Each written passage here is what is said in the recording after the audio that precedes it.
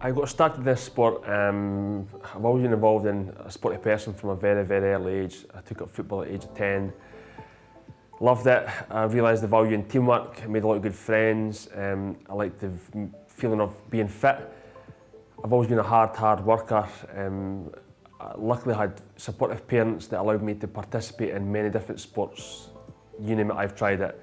Not always a good at, but I enjoyed the hard work and the friendships I made over the years. Let's rewind a few years now. I was involved in a very serious motorcycle accident 11 years ago. Put things into perspective, if I wasn't as fit as I was at that time, I wouldn't be sitting here today. As simple as that. So sport and fitness played a huge part in my life, and I'll always be grateful for that.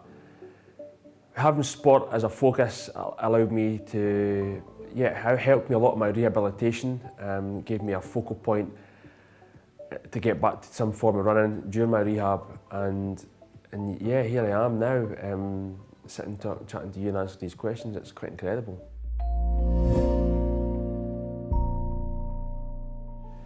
My journey to working with the guys at the Scottish Institute of Sport really came through my hard work, my determination in achieving the goals that we as a team and I had set out as an individual that I wanted to achieve.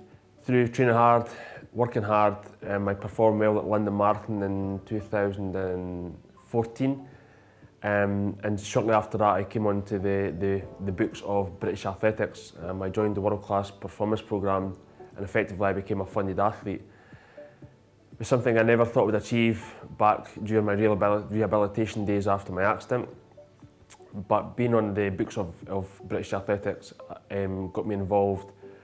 When I worked together as a team with the guys at the Scottish Institute of Sport, from the day we started, it's just been a phenomenal journey. There's been lots of highs, lots of lows. We've all learned, good and bad. I'm a great believer in the lows make the highs higher in life, and we've all came through that as a team, and we're all stronger for that.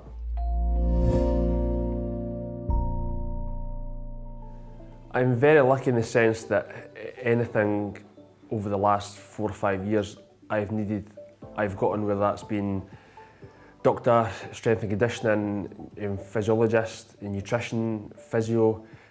I'm very, very overwhelmed by the support these guys give me, even still to this day. Things that have mattered a lot to me are probably physio, strength and conditioning, the things that keep me on my feet, things that keep me injury free, are the things that I've really appreciated the most.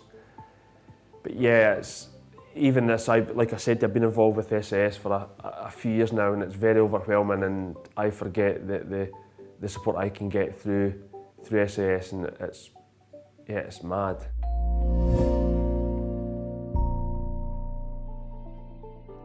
The 7 that have worked mostly for me, I feel, have been the stuff that I've done in the gym. It's with the strength and conditioning coach, and I've had 2 since I started with SAS. And the guy I'm working with now, we have come on leaps and bounds, to the point where I'm at a slight disadvantage because I run in a sling. So there's parts of my body that take more of the loading than other parts. Luke and I have worked really hard, to the point I don't think about where the issues or the stress are going now. I just think about running. And that's a strong place to be. What works well with the stuff I do in the gym is the relationship I've got with my physio. A lady called Maggie Henry, who I value highly, very, very highly. One thing that fills me full of confidence is my voice matters. The things I say aren't put to bed, they're listened to and all taken into consideration. That's with regards to what we do in the gym. My S&C coach is always looking for my opinion and what I feel works well for me and us. And I also value his opinion and what he thinks works well for me and us. And in the last few years as well, I've worked really closely with a guy called Cian McGinley, who's my physiologist. He's helped prepare me for altitude camps, get me ready for racing in Japan in 2019, then again for the Paralympics this year. And again, he's always looking for my opinion, my input, and how we can do things differently or better. That's the meaning of teamwork, that.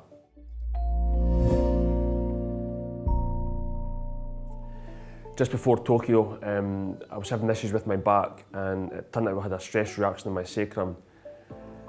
I knew then that we didn't have much time, and time was of the essence. The thing that filled me full of confidence is how quickly the things got changed. I wasn't afraid to speak up and be open. You know me fine well.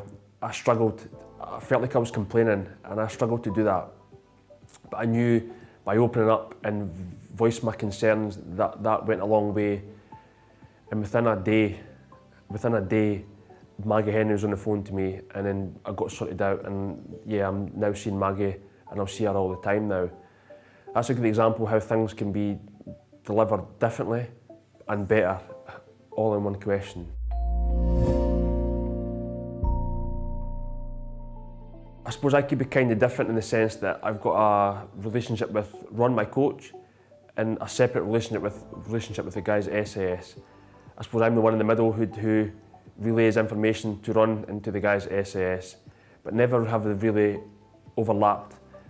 Up until recently, we had basically, so the beginning of June, so we had what, 12 weeks, 13 weeks from getting diagnosis of the stress reaction to the start of the race in Tokyo. Teamwork had to come, we had to be a strong team. We were having weekly catch-ups, 2 or 3 times a week. Ron worked really closely with the guys at SAS. That was golden. For Ron to know what these guys were doing, and for these guys to also know what Ron had planned for me. We couldn't do much within the 2 weeks I had back at training, but I knew going to training that all the boxes were ticked. The boxes in the gym were ticked, physio were ticked, nutrition was ticked. That filled me full of confidence knowing that I went back to training in the strongest position I could have been in. I think it also gave Ron confidence knowing that he could possibly push my body to the limit, because he knew I went back to training strong enough to handle that. I think personally, if the relationship between Ron and the guys at SAS wasn't as strong, then the recovery probably wouldn't have been as good, and then the race possibly wouldn't have happened.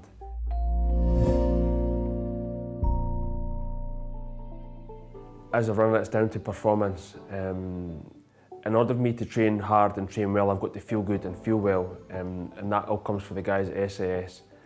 At the beginning, yeah, I took what was offered to me. I didn't like asking. I didn't like asking for doctor support or anything like that, and that's all there to be used. I'm now a more confident and experienced athlete. How I'm allowed to have an input onto how my training goes, especially in the gym, how valued my feedback is, again, fills me full of confidence. Now, they don't just make changes for the sake of making changes, they make changes on my input and what I think is working well for me as an athlete and what I think I respond to well. Take for instance, there's been some things that Luke, my S&G coach, has done for me in the gym, a part of my gym programme. I've often said to Luke, maybe we can do this differently, or before we do that, do this. Luke takes my opinion and my feedback on board, and we make some slight changes, and that allows me to get to my end goal in the way I think we should do that. But off the back of that, Luke also says to me, he doesn't think that'll work, so let's keep things the way they are. So yeah, the way I feel, the way I perform is a big thing for me, and that's how I evaluate the support I get.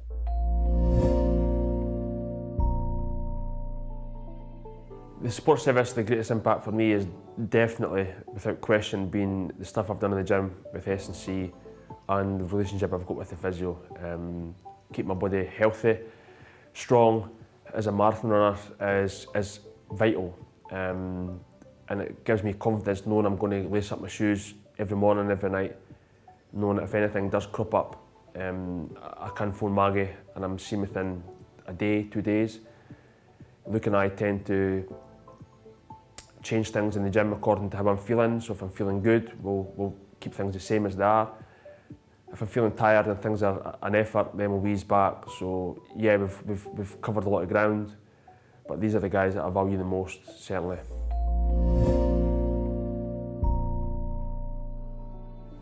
Certainly from my perspective, we've had to make some changes to things I can and can't do in the gym. The coaches have realised over time that the things that you can't do, there is a way to do them. Yeah, so be patient with the athlete, but I feel for me personally as well, having a good personal relationship with my coaches has helped me train the way I've trained and feel the way I feel about the support services I've received. Quite a difficult question to answer that, because the support I've had over the years, I wouldn't really make much changes to them. If money wasn't an object, things would remain exactly the same as they were, or as they are. Through my time being with SAS, it's just for the positive comments, positive feedback. In terms of equipment,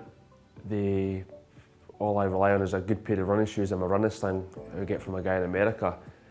And I've also worked with the guys down south through British Athletics to make my slings even better, which is how the services have provided me that as well. If money was no object, I'd probably have a full head of hair, but that's another matter for another day. I love what I do, I love the people I work with, I love the experiences I've had over the years. That's priceless to me.